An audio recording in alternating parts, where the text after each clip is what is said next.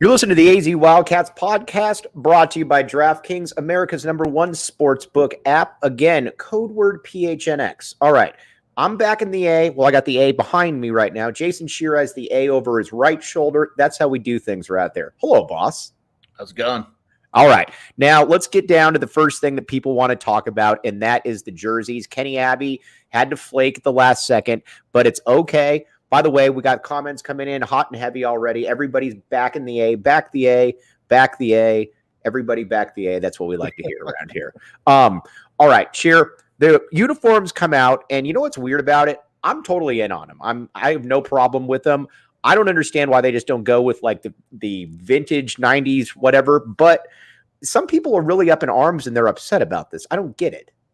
Yeah, I don't get it either. I mean, like, they're not, it's not as if they're ugly. Like, there might be one or two things you don't like, but not everyone's going to be happy. But, you know, it's not the gradients, which was the #1 thing on everybody's list. They look fine. Well, and isn't that the thing? And isn't that the thing too, that like at this stage in the game, this is a massive improvement. People, one step at a time, baby steps. So again, I'm in on them. I like them. I think they look good.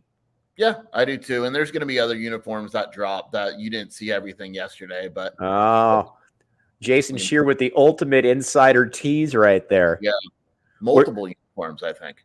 Well, I was going to say, is there a website that they could maybe find out information about this? WildcatAuthority.com. All right, you got any deals going on? No, we don't, but we will when basketball season starts. We will. All right, we're going to start with basketball, and then we're going to get to football because we're already on the topic. Red-blue game is here. A red-blue game is here tomorrow. Basketball kind of caught up on me, or snuck up on me a little bit this year, which I think is the ultimate indication that the football team doesn't suck anymore. Yeah, usually it's the football team sucks, and you're literally counting down the minutes to red and blue, and then, like you said, like last week, I'm like, oh, red and blue is just a week away. All right, I think going into the year, everybody knows about Azuolas Tubelis. He needs to be the best player on the team. I don't think there's any doubt about it. I'm kind of warming it again. Get used to reading my tweets, my bad Pella, throughout the year, because, again, I thought Pella stunk, and Pella doesn't stink. But I am kind of warming up to the idea of Courtney Ramey possibly being Arizona's second best player. And I'm not saying that, and that's not a bad thing either. What do you think? No, I agree. I think, and it goes back to what I said when he committed to Arizona, this is the first time that Ramey's going to play in a legitimate offensive system. Like, he hasn't played in a free-flowing offensive system that's going to play to his strengths. We know he's awesome defensively. He's going to be one of the best defenders in the country, in the conference, easily. But I think offensively, his skill set is going to surprise people. Well, right, and I think he fits in perfectly, to be honest with you, next to Kerr. By the way, you like my Tahoe hat from when I was in Lake Tahoe? You're big time. Very cool. No, I'm a big deal. But I think, Kerr Kriisa, to me, will never be a next-level defender. Oh, wow, look at Brandon. I like this. Brandon Fat coming in here. Adama Ball will end the year as Arizona's best player. I'll tell you this. If Adama Ball ends the year as Arizona's best player, then Arizona is going a long way in the NCAA tournament. Yeah, Arizona's probably won the national championship. If Adama Ball goes from, and that's no disrespect to Ball, but I mean, there's some really good players in Arizona. Yeah, for sure. All right. But I like it though. We'll put it on there. Oh, and Umar Ballo, we'll get to all these in a second. Sorry, I'm all over the place. But I do think that Courtney Ramey does fit in well next to Kerr Kriisa, because what we know about Kerr Kriisa, I think, is that he's a timely shooter. He's got to pick up he's got to pick up his percentages. I don't think there's any doubt about that, but I don't think he's ever going to be an above average defender. That's where Courtney Ramey hops in here. And I think Courtney Ramey can be that guy that when you're going against a Washington back in the day with a Terrell Brown or whatever, that's who Courtney Ramey's guarding. And you put Kerr on the other guy. Yeah. I mean, you basically, when you're playing another team, you say, okay, which of the point guard and the shooting guard is a better offensive player. And that's the one that Courtney Ramey, guards. And Texas fans were upset to see him leave because of his defensibility. He's that good defensively. And he's also a calming presence. I mean, he's an older guy. And so sometimes I love Kerr Kriisa's heart, his attitude, but sometimes it gets carried away a little bit. Right. I think that Courtney Ramey is going to be that guy to kind of settle things down as a veteran presence in the backcourt. Okay, now, Umar, a couple people asked about the rotation right here, Fernando Parra. Here's kind of where I look at it, and tell me, because you're smarter than me, but tell me if I'm wrong. I think the starting lineup, to be honest with you, I would be fairly surprised if it's not Kriisa, Courtney Ramey, Pelle Larsson, Azuolas Tubelis, and Umar Ballo, your guy, who we're going to get to in a minute. And then I think off the bench, you're looking at, obviously, Cedric Henderson's going to play. Henry Visar is going to play. I'm trying to think. What's that? Adama Ball for sure. And I think, oh, look at that right there. And I think a guy like Philly B is going to be the. We're dog friendly on this show. You can tell him to keep barking. But then there's a guy like a Philly B who I think is a wild card as well in there. Yeah, I would say that the 8 are pretty sturdy. It's pretty set that you said, and then. We'll see how good the other guys are, but like Philip, how good is he going to be? But I think the 8 is pretty set. And if one of the guys kind of moves up, like a Philly B or a Dylan Anderson or someone like that, it's probably a good thing, to be honest with you. But because, Cedric Henderson is probably better than people think. Adama Ball, we've already mentioned, and, Visar, those top 8 guys, it's pretty solid. Now, let me ask you this, because I'm of the opinion, I don't believe that this year's team, and again, I would love to be wrong on it. Feel free to shoot all the arrows and shear not me for what I'm about to say. I don't believe that this year's team, I believe next year's team is, but I don't believe that this year's team is likely a national title contender, because I just don't know that there's enough oomph there, because again, you lost Ben Mathurin, you lost Dallin Terry to some, Christian Coloco, and unless you're like a Kentucky or a Duke, just that you don't replace guys like that. You don't just replace guys like that in just 1 year. Well, I mean, and let's think about it just in the broad perspective. Arizona has to replace Christian Coloco, who may have been the best defender in the entire country. Right. They got to replace Ben, who was, top 5 player in the country. Right. And then they got to replace Dallin, who was their best defender and do-it-all type of guy. You don't just do that and not miss a beat. If they do, Tommy Lloyd's the coach of the year again. And they're in great shape. But you assume they're going to take a step back. And it's not a major step. We're talking, 4 losses during the regular season versus, whatever it may be. It's not like they're going to be a bad program. They're still going to be a top 4 seed type of deal. But it's natural to expect this team to take a little bit of a step back. All right. Umar Ballo, your new bestie on Twitter, came to your defense when you were talking about the Gonzaga Arizona uniform. Explain the genesis of where Umar Ballo was backing the sheer. Yeah. I said that basically Arizona fans were saying, some of them were saying that Arizona basically copied Gonzaga, where it was Arizona that had those colors before Gonzaga. And Umar made sure that I had his approval and making sure that people knew that. Because Umar's seen the Gonzaga in the Arizona. Umar likes the jerseys. I like the jerseys. Umar has lived it. Umar knows. On top of that, we're big fans of Umar Ballo on this show. By the way, Sheer, another thing we're fans of, the DraftKings Sportsbook app, code word PHNX. All right, here's the deal. New customers can bet just $5 right here on any NFL team to win to get $200 in free bets if they do. If that's not enough, everyone can boost their winnings with DraftKings stepped up same game parlays. Right now, for every leg you add, you can boost your winnings up to 100% with payouts bigger than ever. Why bet on football anywhere else? I got a story about this in a second about involving Miss Shelby Shear. Now, to make things even easier, you can throw down on stepped up same game parlays all season long. It's simple. Download the DraftKings Sportsbook app. What's the code word? PHNX. PHNX. And again, minimum age and eligibility restrictions apply. See show notes for details. And again, Four Peaks Brewery, the official brew of PHNX. Come check it out. Again, they got watch parties up there for all the ASU pregames. Now, again, we're not ASU fans here, but if you want to go root against ASU, that's a good place to go up there and cause some trouble. Four Peaks is absolutely fantastic. Enjoy responsibly, and check the notes in the description as well. Okay, now recruiting-wise, Arizona is fair to say that Tommy Lloyd, I think, was worried at first about recruiting a bunch of guys from the same high school, maybe at Gilbert Perry. I don't think that he's worried about that anymore, Jason.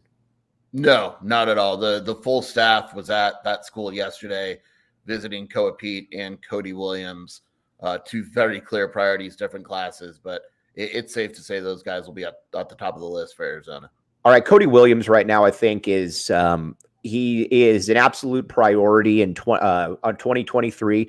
You and I were actually there watching him when Tommy Lloyd decided to offer him. I said that I would offer him 2 years ago. Shear said he needed to see more. Tommy Lloyd said, you know what? I'm back in Mike Luke. I'm back in the A. We're going with Cody Williams right here.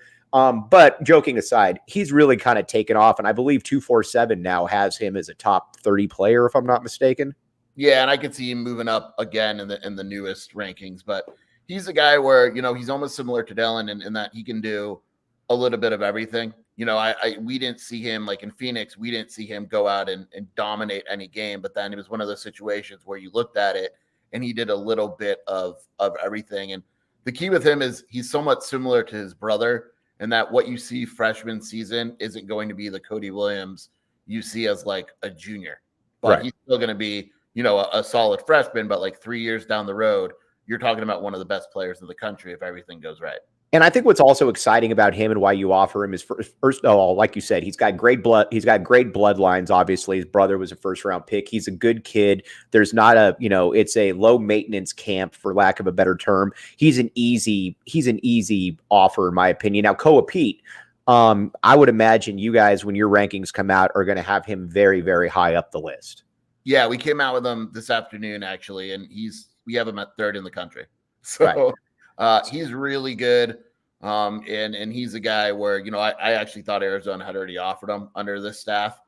Maybe it was a communication or whatever, but it's a very easy offer. Right. So you could theoretically have 3 guys from Gilbert Perry on the same team with our guy Dylan Anderson in there. By the way, let's talk Dylan Anderson for a second. I think the early reports, I think, are promising. Again, I don't think he's going to be a contributor this year, but I do think that Arizona's glad that they offered him. I think they're glad that he's on campus. I will say the one thing, he had that interview a couple weeks ago, whatever it was. He has absolutely gained weight and strength. I mean, you could see it. And I was encouraged by what he said in the interviews because he said that he's learned he's a post player and he needs to be more physical and stronger. And that's something that was my complaint about him in high school, was that he was playing like he was a 3-man, and he's not a 3-man. Correct. And a lot of times guys don't want to accept the reality of what they are. So I think it's a super positive sign that Tommy Lloyd has already got them to Dylan Anderson and been like, look, you're a 4 or 5 man. And if you play it the right way, you're going to be a really good 4 or 5 man. All right. Now let's switch over to football. Arizona, I think, and again, I think Arizona fans need to keep a few things in perspective here. Like, I'm getting people now that are saying, oh, well, we're no better than we were last year. Stop.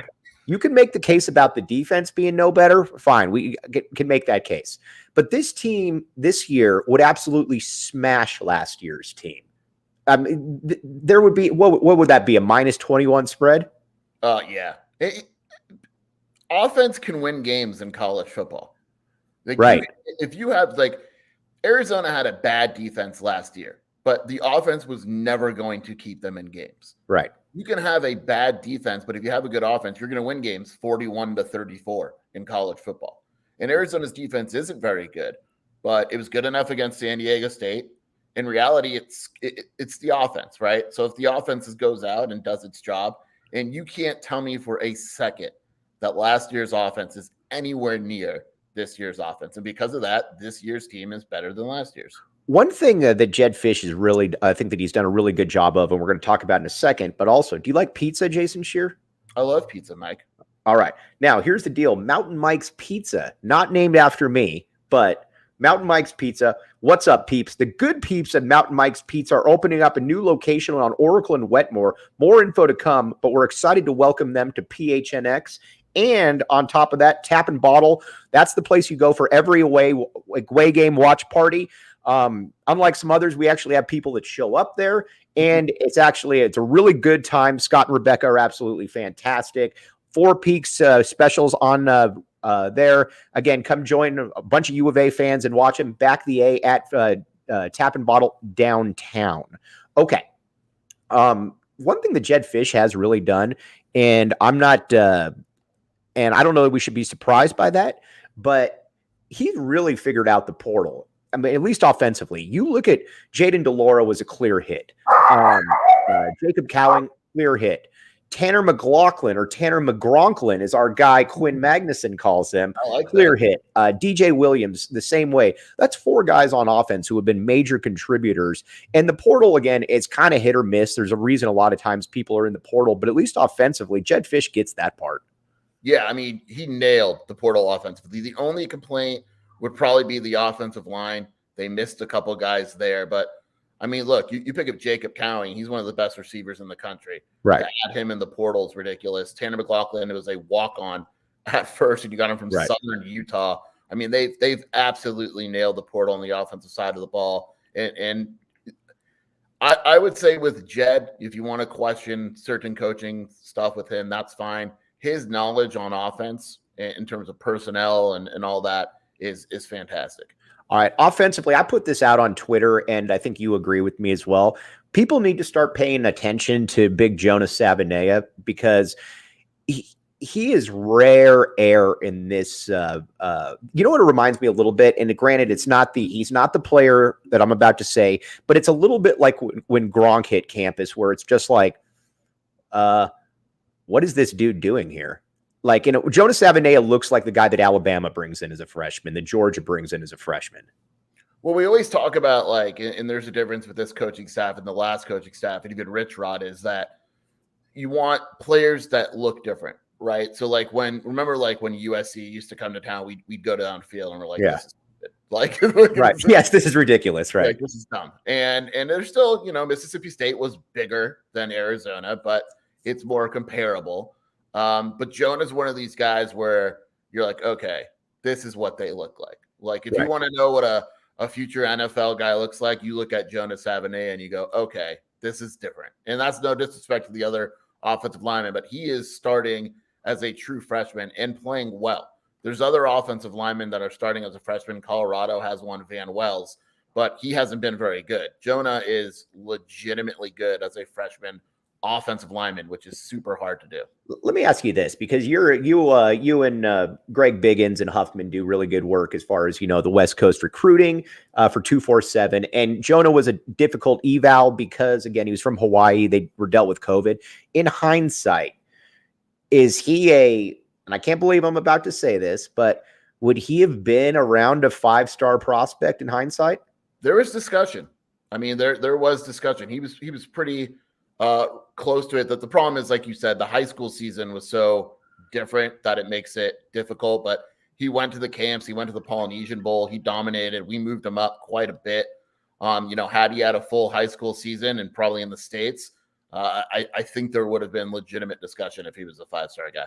But you know what? We'll take it, though, because he ended up at the University of Arizona. How would you grade out the offensive line so far this year before we get to the defense? Better than I thought it would be. Mm-hmm. It really is. I think they played well against Cal. Yeah. Their blitz pickups have been pretty good. The depth is a little scary still. Josh Baker was shaky with snaps early, but when you look at it, it's hard to complain. It wasn't good last year. And I think what we're finding out is the coaching staff was pretty accurate. They felt that the offensive line struggled last year. due in large part because the quarterbacks just weren't reading everything and moving around and all that. And Jayden de Laura has gone a long way in making this offensive line look better. It needs to get better. It needs to continue to improve, but I don't think it's been a weakness of the team at all. All right, let's talk now about the defensive side. Now, the one thing that Arizona was able to do early on was, what are you drinking there, Sheer? Straight vodka. All right, I don't blame you at all. But yeah, right.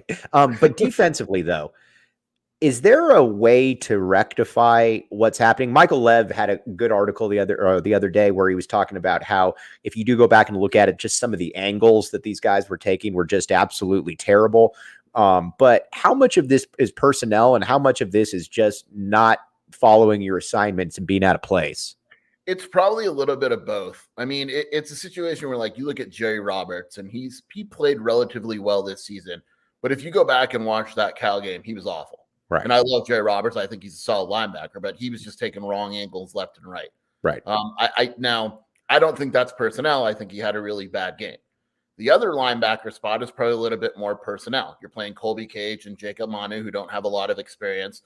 There's going to be growing pains. And so it's probably a mixture of both. I think they're in a position where they could get better this season, but are they all of a sudden going to go from what they are now to like a dominant run stopping team? No, I think that's probably going to take another recruiting class or so. The one guy, though, that has been, I think, what everybody was hoping and has been on the defensive line has been Hunter Echols. Now, again, he didn't have a sack last game, couple QB hits, though. He's been the best player on this defense all season.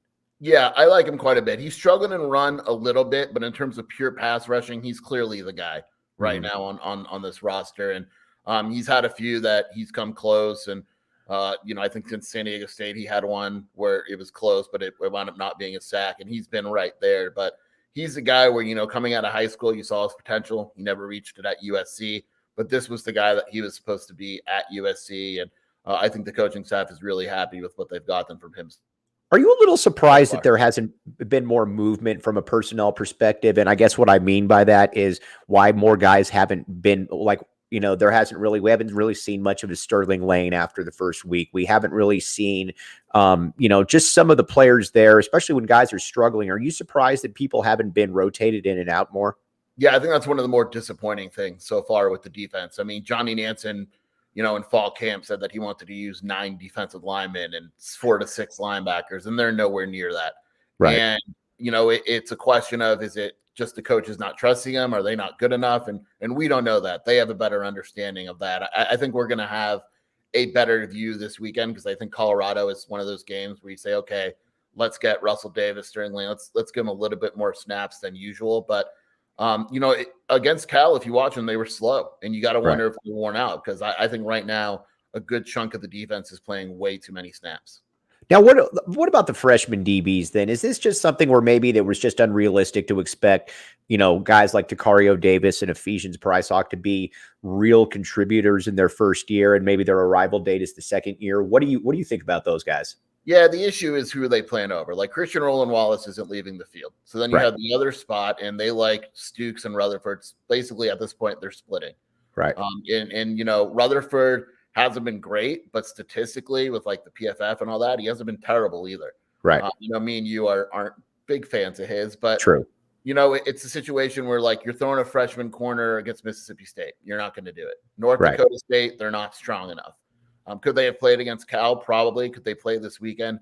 Probably. Now, again, I'd like to see them get snaps this weekend and see what they have. But at the end of the day, it's not a position where you need a lot of depth because you're probably only playing 2 or 3 guys anyway. All right. Before we sign off here, though, I want to talk about a little. I think the conference is getting a little bit overrated here in certain ways, but we'll get to that. But I also want to tell you about Game Time. Here's the deal: Game Time is the hottest new ticketing site that makes it easier than ever to score the best deals on tickets, sports, concerts, and shows. We had a guy in the post-game show a couple weeks ago say that he got in there off Game Time, save up to 60% at times when you buy tickets last minute. It's great for you procrastinators out there. If you love PHNX, then you'll love Game Time. The best way to support us is by buying your tickets through the link in the description. Game Time. All right. One thing that I don't get, and we talked with Lamont Lovett about this yesterday, and I know that he's on board with this. I hate the argument that some Arizona fans will throw out there. Will say, well, after Colorado, there's only one more winnable game, and that's ASU. Stop. Arizona's not going to beat Utah. I'm not going to sit here and pretend that they are. That's just a terrible matchup. But there are absolutely games that they can win. Why can't Arizona beat UCLA? Why can't Arizona beat Washington State? Why can't, I mean, those are the kind of games that you look at and you're like, why? And again, I think that the average, not the average fan, but I don't get that philosophy, though, that, well, they can't win any of the next 8. When did UCLA become unbeatable? Yeah, college football is different. It goes back to what I said before. Like, you can win games with offense. Your defense can suck, and you could probably still win some games. Like there's a conversation on the message board. Like someone said Arizona can't beat UCLA. Why not? UCLA needed a field goal to beat South Alabama. Their out-of-conference schedule is one of the worst, if not the worst, in the country. They play Washington. Let's find out how they do against Washington on Friday night. But the conference is getting overrated. Like it's not like there's some murderer's row. Are they going to beat Utah? No. Are they going to beat USC? Probably not. Oregon hasn't looked good.